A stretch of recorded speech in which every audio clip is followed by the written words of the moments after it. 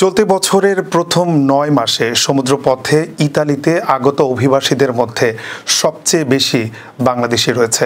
ইতালির স্বরাষ্ট্র মন্ত্রণালয়ের সর্বশেষ তথ্য অনুযায়ী ১ জানুয়ারি থেকে ৩ অক্টোবর পর্যন্ত ১৫,৪৭৬ জন বাংলাদেশি ভূমধ্যসাগর পাড়ি দিয়ে ইতালির উপকূলে পৌঁছেছেন। পরিসংখ্যানে দেখা গেছে এটি মোট অভিবাসীদের প্রায় ৩০%। দেশভিত্তিক হিসেবে বাংলাদেশিদের পর সর্বাধিক সংখ্যক অভিবাসী এসেছে ইরিত্রিয়া ও মিশর থেকে। চলতি বছর ইতালিতে সমুদ্রপথে আগমনের সংখ্যা ২০২৪ সালের একই সময়ের তুলনায় কিছুটা বৃদ্ধি পেয়েছে, তবে ২০২৩ সালের তুলনায় অনেক কম। ভূমধ্যসাগর হয়ে ইতালিতে অভিবাসীদের আগমনে একটি উল্লেখযোগ্য পরিবর্তন লক্ষ্য করা যাচ্ছে।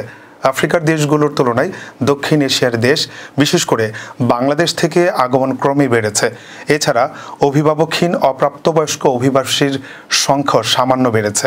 পরিসংখ্যান অনুযায়ী মে থেকে সেপ্টেম্বর পর্যন্ত সময়টাই ছিল অভিবাসনের প্রধান মৌসুম। অক্টোবরের প্রথম দিকে আগমন কিছুটা স্থবির হয়েছে। ইউরোপীয় সীমান্তে কঠোর নিয়ন্ত্রণ থাকলেও বাংলাদেশিদের আগমন কমেনি।